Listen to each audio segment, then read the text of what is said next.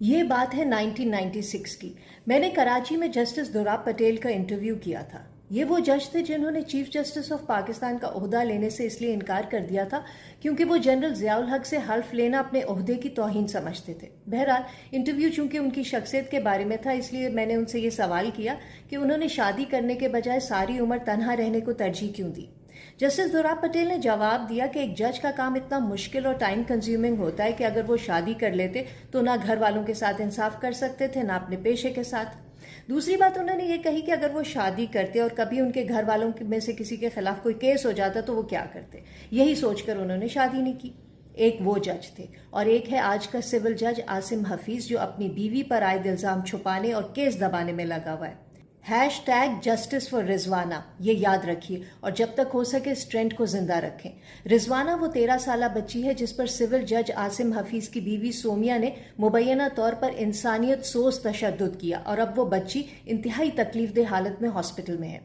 Civil جج عاصم حفیظ نے کئی ماہ پہلے 13 سالہ رضوانہ کو اپنے گھر پر ملازمہ رکھا۔ بچی کے مطابق اس دوران جج کی بیوی سومیا اس پر چھوٹی چھوٹی بات پر روزانہ تشدد کرتی رہی، اتنا کہ جب چند دن پہلے رضوانہ کو تشویشناک حالت میں اس کے والدین ہاسپٹل لائے تو بچی کے سر اور جسم پر اندرونی اور بیرونی زخموں اور درندگی کے وہ نشان تھے کہ دیکھنے اور سننے والوں کے رونگٹے کھڑے ہو جائیں۔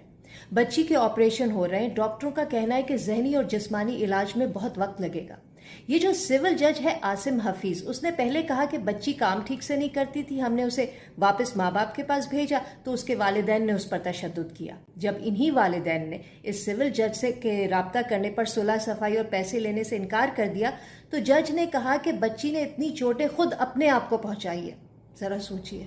اب آئیے FIR کی طرف۔ جب پولیس کو مجبوراً FIR کاٹنا ہی پڑ گئی تو ملزمہ سومیا کو بچانے کے لیے FIR میں جسمانی تشدد کی دفعات ہی نہیں ڈالی گئیں، بلکہ صرف دھونس دھمکی اور حبس بیجا کی بات کی۔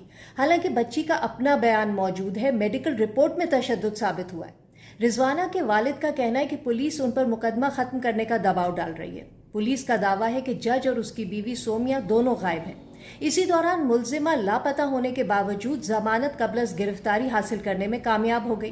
اس کیس پر میں اپنی پچھلی ویڈیو میں تشدد، چائلڈ لیبر اور کم از کم تنخواہ پر بات کر چکی ہوں، لنک ڈسکرپشن میں موجود ہے۔ آج مزید چند پوائنٹس اٹھانا چاہتی ہوں۔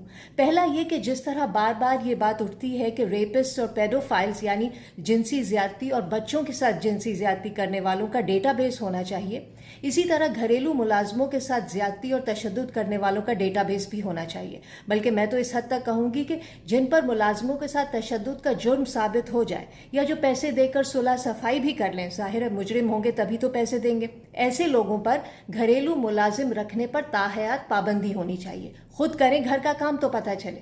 مجھے پتا ہے آپ میں سے بہت لوگ کہیں گے کہ ایسا کیسے ہو سکتا ہے۔ ٹھیک ہے، فی الحال نہیں ہو سکتا، لیکن اس پر بات تو کی جا سکتی ہے نا۔ دوسرا، یہ اتنا سنگین معاملہ ہے حیوانیت کا، تو ملزمہ کو ضمانت کیسے اور کیوں مل گئی؟ اس لیے کہ پولیس نے FIR میں تشدد کی دفعات ہی شامل نہیں کی۔ تیسری بات یہ ہے کہ انویسٹیگیشن مکمل ہونے تک سول جج عاصم حفیظ کو معطل کیوں نہیں کیا گیا؟ اگر کر دیا گیا تو عوام کو بتایا جائے تاکہ کچھ تسلی تو ہو۔ یہ سول جج بھی تو بیوی کے جرم کو چھپانے اور مبینہ طور پر جھوٹ بولنے کا مرتکب ہے۔ اپنے گھر میں انصاف تو کر نہیں سکا، لوگوں کے ساتھ کیا انصاف کرے گا؟